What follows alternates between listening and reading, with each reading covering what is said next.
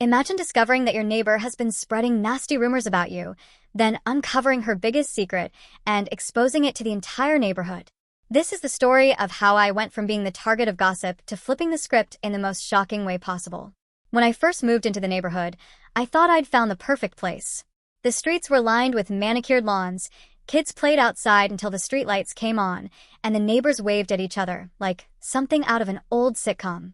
It wasn't exactly lively, but it was peaceful, and I appreciated that. For about a year, things were uneventful. I kept mostly to myself, but I'd wave to my neighbors and exchange small talk with a few of them now and then. Nothing too personal, but enough to feel like I belonged. That's why it was so jarring when, out of nowhere, I started noticing a shift. It began with Mrs. Jenkins, the older woman from 3 doors down. One morning, as I was walking to my car, I saw her coming my way with her little, white dog.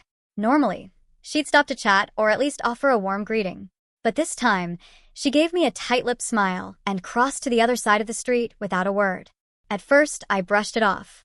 Maybe she was in a hurry, or maybe she just wasn't in the mood to talk. But over the next few days, I started picking up on more subtle changes. A neighbor who usually waved while mowing his lawn suddenly avoided eye contact. A friendly "good morning" at the mailbox was met with an awkward grunt. It wasn't until I walked into the local grocery store that I realized something was really off.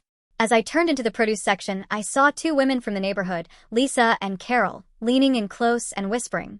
The moment they spotted me, they straightened up and gave me overly bright smiles.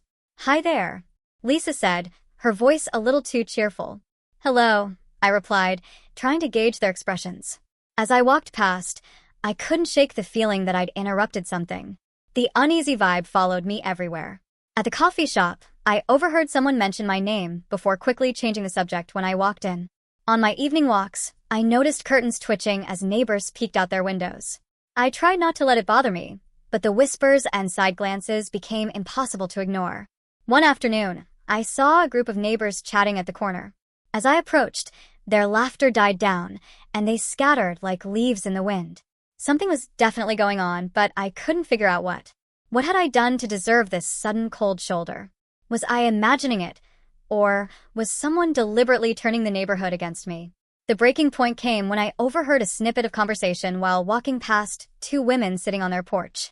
"Well, if that's true, it's no wonder," one of them said, her voice trailing off as she noticed me approaching. "Morning," I said, forcing a smile. They barely managed to return it before turning their backs to me and whispering again. I felt my stomach twist into a knot. Whatever was happening, it was clear that someone had started spreading rumors about me. But why? And more importantly, who? I knew I couldn't ignore it any longer. It was time to figure out what was going on and put a stop to it before it got any worse. For a while, I told myself I was imagining things. People get busy, distracted. It didn't mean anything, right? But the signs were impossible to ignore. Every polite smile that didn't quite reach the eyes, every muffled conversation that stopped as I approached, every awkward, "Oh, hi," screamed that something was off. At first, I avoided confrontation. I figured it would blow over eventually. But as the days turned into weeks, the whispers seemed to grow louder, and the cold shoulders became more pointed. My patience wore thin. I needed answers, and I knew exactly who to ask. Carol was one of the few neighbors I'd had regular, friendly interactions with since I moved in. She was approachable, the type who always had a kind word and a plate of cookies ready for the block parties. If anyone could give me a straight answer, it would be her. One evening, as the sun dipped low and the neighborhood settled into its quiet rhythm, I saw Carol out in her front yard watering her flowers. Taking a deep breath, I walked over, keeping my tone casual. "Hey, Carol," I began, offering a warm smile. "Your garden looks amazing, as always."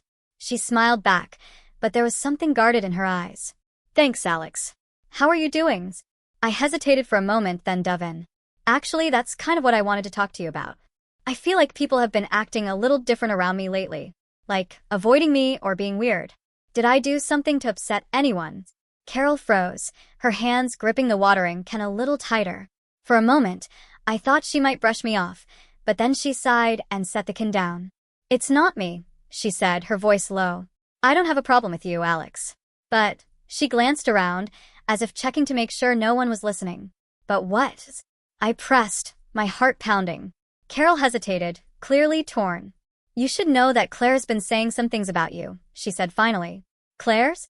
I repeated, stunned. My next-door neighbor? Claire, the woman who always waved and chatted with me about the weather? The one I'd lent a cup of sugar to just last month? Yes, Carol continued, her expression apologetic. I don't know all the details, but I've heard her talking to people about you. She's been saying that you're, well, not the best neighbor. The words hit me like a slap. What does that even mean? I asked, struggling to keep my voice steady. Carol shrugged, looking uncomfortable. I don't want to get involved, but she's mentioned things like your dog running loose and making a mess in people's yards, or you leaving your trash out too long. Stuff like that. I was speechless. None of it was true. My dog, Max, was always on a leash or in the backyard, and I took pride in keeping my property clean and tidy. Why would she say that? I asked, half to myself. I don't know, Carol admitted, shaking her head. But you should talk to her. If it's just a misunderstanding, maybe you can clear it up. I thanked Carol for her honesty and walked back to my house, my mind racing. Why would Claire, of all people, spread lies about me? We'd always been cordial, friendly even. Had I unknowingly done something to upset her? As I sat on my porch, staring at her house next door, I decided that ignoring the issue was no longer an option. Claire had turned the neighborhood against me with her lies, and I wasn't going to let her get away with it. I didn't know why she was doing this, but one thing was clear. I needed to find out. And when I did, I was going to make sure everyone knew the truth. After my conversation with Carol, I couldn't stop thinking about what she'd said. Claire was the last person I'd expect to spread lies about me. She'd always seemed so pleasant. Cheerful waves when we passed each other, casual chats about the weather or her garden. What reason could she possibly have to turn the neighborhood against me? Carol had been vague, but the little she did share was infuriating. According to her, Claire had been telling people I was careless and disrespectful. She claimed that my dog, Max, ran loose in the neighborhood, bothering other residents. She'd also spread rumors that I'd thrown some kind of wild, drunken party that disturbed everyone's peace. Both accusations were completely false. Max was always leashed or in my fenced backyard, and as for the party, I hadn't even had more than 1 or 2 friends over since I moved in. At first, I was more confused than angry. Why would Claire make up such ridiculous stories? I decided to keep a low profile for a few days while I tried to make sense of everything. Maybe this was all some kind of misunderstanding. But as I observed the neighborhood dynamics, it became painfully clear that the rumors were sticking. People I'd once exchanged pleasantries with now avoided eye contact. Neighbors who used to wave as they walked by barely acknowledged me. Even Lisa, who'd once stopped to chat about her favorite hiking trails, now hurried past with an awkward smile. The tipping point came when I overheard 2 people talking about me at the community park. It's just so irresponsible, one woman said. What if her dog bites someone? I know, another replied. And that party last weekend? So inconsiderate. This neighborhood used to be peaceful. I felt my chest tighten as I walked away. These people had no idea who I was, yet they were ready to believe Claire's lies without question. The final straw came when my landlord called me one afternoon. I'd always paid my rent on time and kept the property in good condition, so hearing from him was unusual. Hi, Alex, he said, his tone businesslike. I received a complaint about the property. A complaint? I repeated, bewildered. Yes, he continued. Apparently, you've been leaving trash on the front lawn, which is a violation of the community guidelines. My jaw dropped. That's not true. I protested. I take the trash out every Thursday, just like everyone else. It's never left sitting on the lawn. Well, I don't have any reason to doubt you, he said, sounding more neutral than supportive. But I had to follow up because the complaint was filed. I thanked him and ended the call, but my hands were shaking. I knew exactly who was behind this. It had to be Claire. Who else would go out of their way to report something so petty and blatantly untrue? The realization made my blood boil. She wasn't just spreading rumors. She was actively trying to cause trouble for me. I spent the rest of the day stewing in frustration. This wasn't just some minor annoyance anymore. It was a direct attack on my reputation and my ability to live peacefully in the neighborhood. I needed to confront Claire, but I also knew I couldn't go in blind. If I wanted to stop her, I'd need to understand her motivations. What had I done to make her target me? Until I had an answer, I couldn't risk escalating things. But one thing was certain, I wasn't going to let her get away with this. If Claire wanted to play dirty, I'd be ready. And when the time came, I'd make sure everyone in the neighborhood knew the truth. If Claire thought her lies and complaints would intimidate me, she was sorely mistaken. I decided to fight back, but I wasn't going to do it impulsively. Before I confronted her, I needed answers. What had driven her to target me? We'd never had any issues, or so I thought, so why was she going out of her way to ruin my reputation? The more I thought about it, the less sense it made. Claire wasn't just spreading rumors. She was actively trying to create problems for me, filing false complaints and turning the neighborhood against me. This wasn't casual pettiness. It was deliberate. And that meant there had to be a reason. I started paying closer attention to Claire's habits, keeping an eye on her comings and goings. I wasn't proud of it, but if she was willing to dig a hole for me, I needed to know what she was hiding. One sunny afternoon, while I was pulling weeds in my garden, I heard Claire's voice drifting from her backyard. She was on the phone, speaking in hushed tones. Normally, I would have tuned it out, but something about her tone caught my attention. I stopped what I was doing, straining to catch bits of the conversation. "He can't know," she said, her voice sharp but quiet. There was a pause, presumably as the person on the other end replied. Then she added, "I'll meet you at the usual spot around 6. The words hung in the air, laced with secrecy. I tried to brush it off. Maybe it was a conversation about work or some other mundane topic. But something about it felt off. Later that evening, as I was cleaning up the kitchen, I glanced out the window and saw a car pulling into Claire's driveway. I frowned. It wasn't her husband's car. It was a sleek black sedan I didn't recognize. Curiosity got the better of me, and I lingered by the window, pretending to fuss with the blinds. A man stepped out of the car, carrying what looked like a briefcase. He was tall, with dark hair, and definitely not her husband. The two of them disappeared into the house without a word. My mind raced with possibilities. Maybe he was a colleague or a family friend, but something about the way they'd interacted felt intimate. About an hour later, the man emerged, and Claire walked him to his car. As he got in, she leaned in and gave him a quick hug, and then a kiss on the cheek. My stomach flipped. Was Claire having an affair? I wasn't sure what to do with this new information. It wasn't any of my business, technically, but it made her behavior toward me even more suspicious. Was she projecting her guilt onto me? Trying to distract the neighborhood from her own secrets by turning me into the scapegoat? Over the next few days, I kept an eye on Claire's house, and the pattern repeated itself. The same man visited again, always while her husband was away. They'd spend about an hour together, and each time he left, there was the same brief, affectionate goodbye. It was becoming harder to ignore the evidence. Claire wasn't just a nosy neighbor, she was hiding something big. And if she was willing to lie about me to cover her tracks, I wasn't going to sit back and let her get away with it. I didn't know how I was going to use this information yet, but one thing was certain. Claire's web of lies was starting to unravel, and I was going to be the one to pull the thread. I couldn't get the image out of my head, Claire walking that mystery man to his car, the quick hug, the kiss on the cheek. For someone who had always presented herself as the picture-perfect neighbor, the behavior was anything but. Claire had a reputation for being involved in every bake sale, block party, and PDA meeting, always with a smile and a perfectly pressed outfit. If the rumors about her were true, it would rock the neighborhood to its core. At first, I tried to convince myself it wasn't my business. Affairs were messy and personal, and I wasn't one to meddle in someone else's marriage. But the more I thought about it, the more it all started to make sense. Claire's sudden hostility toward me, the false rumors, the neighborhood's cold shoulder, it all felt too deliberate to be a coincidence. What if Claire was trying to protect herself? By making me the target of gossip, she could keep the focus off her own life. It was a classic distraction tactic, and the thought made my blood boil. I'd become her scapegoat for no other reason than being convenient. As the pieces started to fall into place, I felt a growing sense of frustration. Claire wasn't just hurting my reputation, she was undermining my ability to live peacefully in a community I'd worked hard to become part of. And for what? To protect a secret she didn't want exposed? I spent a few sleepless nights going over everything I'd observed.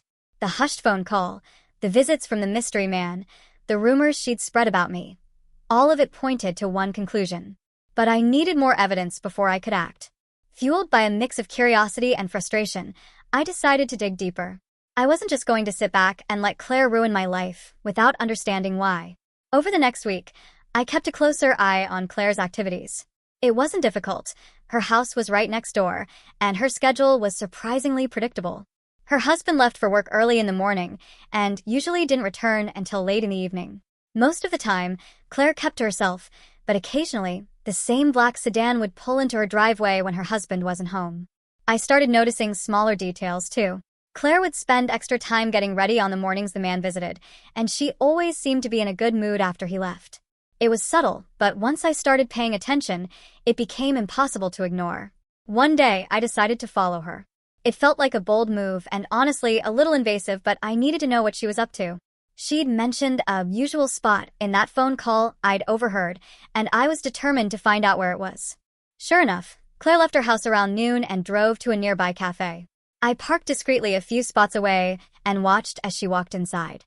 A few minutes later, the mystery man arrived, greeting her with a warm smile before they sat down at a table near the window. They weren't overly affectionate, but their body language said it all. Leaning in close, holding hands across the table, exchanging smiles that lingered just a little too long, it was clear there was more to their relationship than friendship. As I watched them, I felt a mix of emotions. On one hand, I was angry that Claire had chosen to make me the villain while she carried on the charade. But on the other hand, I felt a strange sense of satisfaction. The more I uncovered, the more confident I became that I could turn the tables on her. If Claire wanted to play dirty, I was ready to meet her at her own game. But I wasn't going to rely on rumors and half-truths like she had. I was going to get the full story, and when the time came, I'd let the truth speak for itself. After connecting the dots about Claire's likely affair, I decided to dig deeper. I wasn't sure what I'd find, but I knew I needed proof if I ever wanted to clear my name and expose her lies. So, I started keeping an eye on her house, not in a creepy way, but just enough to notice patterns. It didn't take long to confirm what I'd already suspected. The same black sedan showed up at least twice a week while her husband was at work. Sometimes the man would park in the driveway, and other times Claire would walk out to meet him on the curb, chatting animatedly before they drove off together. I tried to ignore it at first, thinking maybe I was making a bigger deal out of it than it really was. But every time I saw them together, I felt a simmering anger rise inside me. Claire had been so quick to paint me as a careless and disruptive neighbor, yet here she was, blatantly betraying her own husband. One afternoon, I decided to take things a step further. When the black sedan pulled up and Claire climbed into the passenger seat, I grabbed my phone and snapped a few discreet photos through the blinds. I wasn't sure what I'd do with them yet, but I knew they could be useful if Claire continued to escalate her attacks on my reputation. Watching them drive off, I felt a mix of emotions. Part of me was angry at Claire for the lies she'd spread about me and the chaos she'd caused in my life. But another part of me couldn't help but feel a strange sense of vindication. The woman who had painted herself as the moral compass of the neighborhood wasn't so perfect after all. The more I thought about it, the more I realized how hypocritical her actions were. She'd gone out of her way to make me look like a bad neighbor, fabricating complaints, turning people against me, all while carrying on a secret that could destroy her carefully curated image. The breaking point came one evening when I decided to follow her. I knew I'd feel guilty about it later, but I was tired of being the victim in this situation. If Claire wanted to play games, I was going to uncover the truth and let the chips fall where they may. That night, I watched as Claire got into the black sedan, and they drove off together. I followed at a safe distance, my heart pounding as I trailed them through town. After a few turns, they pulled into the parking lot of a cozy local cafe. I parked a few spots away and waited, watching as they walked inside. Through the large front windows, I could see them take a seat at a table near the corner. They weren't being overly affectionate, but their body language spoke volumes. They leaned in close, laughing and smiling like teenagers on a first date. And then, the final confirmation. Claire reached across the table and took his hand, holding it gently as they talked. I snapped a few more photos, my hands shaking slightly as I tried to keep the camera steady. This was it, the final piece of the puzzle. I had the proof I needed to show that Claire's facade of perfection was nothing more than a carefully constructed lie. As I sat in my car, watching them laugh and hold hands, I couldn't help but feel a grim sense of satisfaction. Claire had tried to ruin my reputation, but now, I had the power to expose her for who she really was. What I'd do with that power, I wasn't entirely sure yet. But one thing was certain. Claire's reign as the queen of the neighborhood was about to come to an end. After weeks of watching Claire and piecing together the full picture of her deceit, I finally felt ready to take action. I wasn't just angry about the lies she'd spread or the damage she'd done to my reputation. I was angry about the sheer hypocrisy of it all. Claire had built her entire image around being the ideal neighbor, but behind closed doors, she was anything but. I'd thought long and hard about how to handle this. As tempting as it was to confront her directly, I knew that wouldn't get me anywhere. Claire had proven she could twist any narrative to her advantage, and if I confronted her one-on-one, she'd likely find a way to turn the situation against me. Instead, I decided to let the truth speak for itself. Armed with the photos I'd taken, I began crafting a plan to reveal Claire's duplicity in the most impactful way possible. The neighborhood association held monthly meetings in the community center, and the next one was just a few days away. These meetings were usually mundane: updates on maintenance projects, discussions about new rules, and the occasional argument over parking spots, but they were always well attended. If I wanted to clear my name and expose Claire's lies, this was the perfect stage. The evening of the meeting, I arrived early and took a seat near the back of the room. My heart was pounding, but I kept my expression neutral. Claire was already there, chatting animatedly with a small group of neighbors. She looked calm and confident, completely unaware of what was about to unfold. As the meeting began, the president of the association went through the usual agenda items. I waited patiently, knowing it was only a matter of time before Claire took the floor. Sure enough, about halfway through the meeting, she raised her hand and launched into her latest complaint. "We need to address people who don't respect our community guidelines," she said, her tone pointed but measured. "There's been a pattern of certain individuals disregarding the rules, and it's creating a negative environment for everyone else." I could feel every pair of eyes in the room shifting toward me, and I forced myself to stay calm. Claire continued, listing off vague grievances about trash, noise, and unleashed pets, all while carefully avoiding mentioning my name outright. When she finished, the president nodded and asked if anyone had anything to add. That was my moment. I raised my hand, and the room went quiet as I stood up. "I'd like to address Claire's concerns," I said, keeping my tone even. "But before I do, I think it's important for everyone to have the full context." I walked to the front of the room, pulling my phone from my pocket. "Claire has made some serious accusations about me over the past few months," I said. "But what she hasn't told you is what she's been doing while accusing me of being a bad neighbor." I tapped a few buttons on my phone and connected it to the projector. The first photo appeared on the screen: Claire and the mystery man standing in her driveway. The room erupted into whispers. I could see Claire's face turn pale as she realized what was happening. "There's more," I said, flipping to the next image. It was a picture of Claire and the man holding hands at the cafe, their faces lit up with laughter. The whispers grew louder, and Claire stood up abruptly. "This is a gross invasion of privacy," she snapped, her voice shaking. "You have no right." "I have every right," I interrupted, my voice firm. "You've spent months spreading lies about me, turning this neighborhood against me, and filing false complaints to damage my reputation, all while hiding your own secrets." The room fell silent as the weight of my words sank in. Claire's carefully crafted facade had shattered in an instant, and there was no way for her to recover. I turned to the rest of the room. "I'm not proud of having to do this," I said. "But I won't let someone tarnish my name to protect their own lies. I've always followed the rules and been respectful to my neighbors. If anyone still has doubts, I'd be happy to address them directly." The meeting ended soon after, with Claire storming out in a mix of anger and humiliation. As I walked back to my seat, several neighbors approached me to apologize and offer their support. For the first time in months, I felt like I could finally breathe again. The truth was out, and Claire's reign of deception was over. As the neighborhood meeting dragged on, my heart pounded in anticipation. Claire had been throwing veiled accusations my way for months, and this was finally my chance to set the record straight. I waited patiently as the agenda wound down, knowing Claire wouldn't miss an opportunity to voice her grievances. Sure enough, toward the end of the meeting, she raised her hand. "Before we adjourn," she said, her tone dripping with feigned concern, "I think we need to revisit the issue of community guidelines.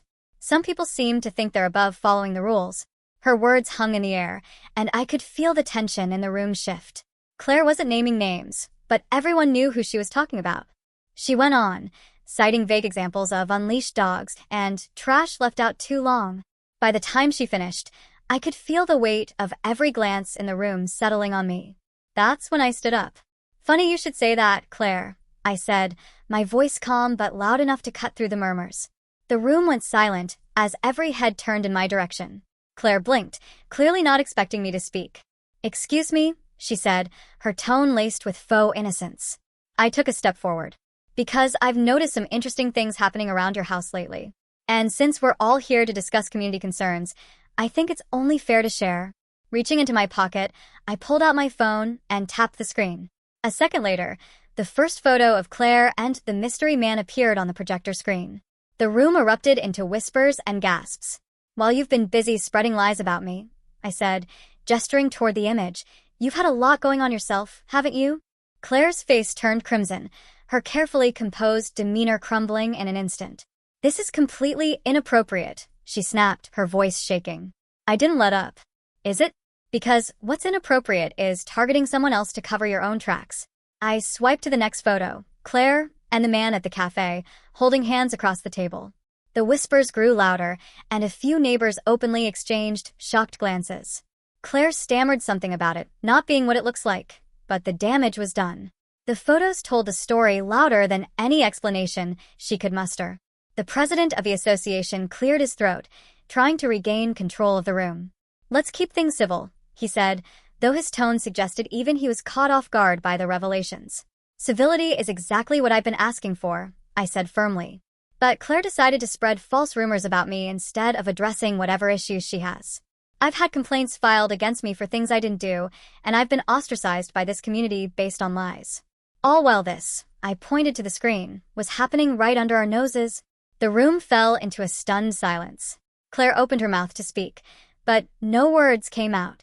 She looked around the room, her gaze darting from one neighbor to the next as if searching for someone to defend her. But no one did. "I think we've heard enough," the president said finally, his voice firm. "This is clearly a personal matter that doesn't belong in our meeting." I nodded and took my seat, satisfied that the truth was finally out. As the meeting adjourned, neighbors who had once avoided me began approaching, offering quiet apologies and words of support. Claire, on the other hand, gathered her things in a huff and stormed out without speaking to anyone. Her carefully curated image as the perfect neighbor had been shattered, and there was no coming back from it. For the first time in months, I felt like the weight of her lies had been lifted. The truth was out, and the neighborhood finally saw Claire for who she really was. The aftermath of the neighborhood meeting was nothing short of explosive. The air seemed charged with a mix of disbelief and unease, as though the community was collectively processing what had just happened. Claire's picture-perfect reputation, which she'd spent years carefully cultivating, had crumbled in an instant. And while the truth vindicated me, the fallout was a sobering reminder of how easily lies can spiral out of control. By the next morning, the whispers had spread like wildfire. It seemed as though every corner of the neighborhood was buzzing with talk of Claire's affair.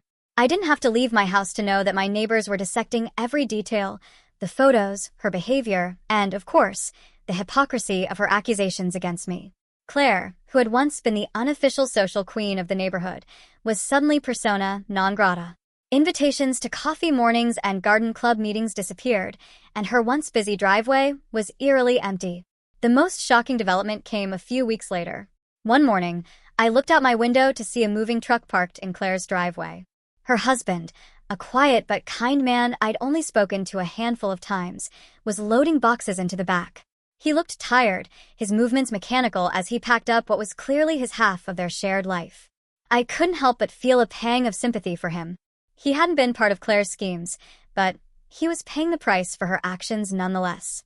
By the end of the day, the truck was gone, and so was he. As for Claire, she became a ghost of her former self. The woman who had once thrived on being the center of attention now avoided any and all social interaction. She skipped the monthly neighborhood association meetings, no longer attended community events, and rarely ventured beyond her front yard. The shift in my own life was equally dramatic, though in a much more positive way. Almost immediately after the meeting, the cold shoulders and sidelong glances stopped. Neighbors who had once avoided me now went out of their way to greet me, their smiles warm and apologetic. "I'm so sorry for believing those things about you," Lisa said one morning as we bumped into each other at the mailbox. "I should have known better." Another neighbor, Dan, even offered to help with yard work after overhearing Claire's earlier lies about my property being unkempt. "It's the least I can do," he said, his tone genuinely remorseful. While their apologies didn't erase the months of stress and isolation I'd endured, they went a long way in restoring my faith in the community. Slowly but surely, I began to feel like I belonged again. But as satisfying as it was to see the truth come to light, the whole ordeal left me with a sense of unease. It was unsettling to realize how quickly lies could take root and spread, turning a peaceful neighborhood into a battleground of gossip and mistrust. I couldn't help but wonder how things might have played out if I hadn't uncovered Claire's secret. Would I still be the target of her rumors? Would the neighborhood still see me as an outsider, based on nothing more than her fabricated complaints? In the end, the experience was a stark reminder of how fragile reputations can be, and how easily they can be manipulated by the wrong person. Claire's low profile didn't go unnoticed. The once busybody neighbor who had thrived on organizing bake sales and block parties now rarely stepped outside. When she did, she moved quickly, avoiding eye contact and keeping interactions to a minimum. Her house, once the hub of neighborhood activity, now seemed cold and lifeless. The vibrant garden she used to tend with pride was overgrown, and the cheerful decorations that had adorned her front porch were gone. I didn't revel in her downfall, but I couldn't deny the satisfaction of seeing justice served. For months, Claire had made my life difficult, and now she was facing the consequences of her actions. It wasn't about revenge anymore. It was about balance, about setting the record straight and reclaiming the peace that Claire had tried to take from me. And as the dust settled, I finally felt like I could move forward, free from the weight of her lies. As the days turned into weeks, the neighborhood began to settle back into its usual rhythm. The whispers and speculation about Claire gradually faded, replaced by the mundane chatter of lawn care tips, summer BBQs, and kids' soccer games. While the drama had been intense, it was clear that life was moving on, and I was determined to move on with it. For the first time in months, I felt at peace in my own home. The neighbors who had once avoided me now greeted me warmly, some even going out of their way to mend fences. Lisa, who had initially believed Claire's lies, invited me over for coffee one morning to formally apologize. "I feel awful for how I treated you," she said, her voice sincere. Claire made it sound so believable, and I didn't even think to question it. "I'm sorry for not giving you the benefit of the doubt." Her words were a reminder of how easily trust can be manipulated, but I appreciated her honesty. "It's okay," I replied. "I'm just glad the truth finally came out." From that point on, I made a conscious effort to rebuild my relationships with my neighbors. I attended more community events, offered to help out when someone needed an extra hand, and let my actions speak louder than any rumor ever could. Slowly but surely, I began to feel like a valued part of the community again. One of the most gratifying moments came during a neighborhood cleanup event. Carol, who had been one of the first to clue me in on Claire's lies, pulled me aside to say how much she admired the way I'd handled everything. "You could have gone full scorched earth," she said with a smile. "But you didn't. You just told the truth and let everyone see it for themselves. That takes a lot of restraint." Her words stuck with me. While it had been tempting to bask in Claire's downfall, I knew that wasn't who I wanted to be. The satisfaction of exposing her lies was fleeting, but the sense of integrity I'd gained by handling the situation with honesty and dignity was something I could carry with me forever. As for Claire, her presence in the neighborhood all but disappeared. She kept to herself, rarely attending meetings or social events, and the few times I saw her, she seemed withdrawn and distant. I didn't know if she ever fully recovered from the fallout, and honestly, it wasn't my concern. What mattered to me was that I'd taken control of my own narrative. Claire's lies had once defined how the neighborhood saw me, but now, my actions and character were speaking for themselves. In the end, the entire ordeal taught me an important lesson. Standing up for yourself doesn't mean stooping to someone else's level. It means having the courage to shine a light on the truth and trusting that it will outlast any lie. The truth, as it turned out, was more powerful than anything Claire could have invented. It cleared my name, restored my relationships, and gave me a renewed sense of confidence in who I was. As I looked around my now thriving garden one sunny afternoon, watching Max nap contentedly on the freshly mowed lawn, I felt a profound sense of gratitude. The path to this moment hadn't been easy, but it had shown me what I was capable of. Life isn't always fair, and sometimes people will try to tear you down for their own reasons. But when you stay true to yourself and let the truth guide your actions, you can weather even the toughest storms. Claire may have tried to make me the villain of her story, but in the end, I proved that I was the author of my own. And that, more than anything, was the sweetest victory of all.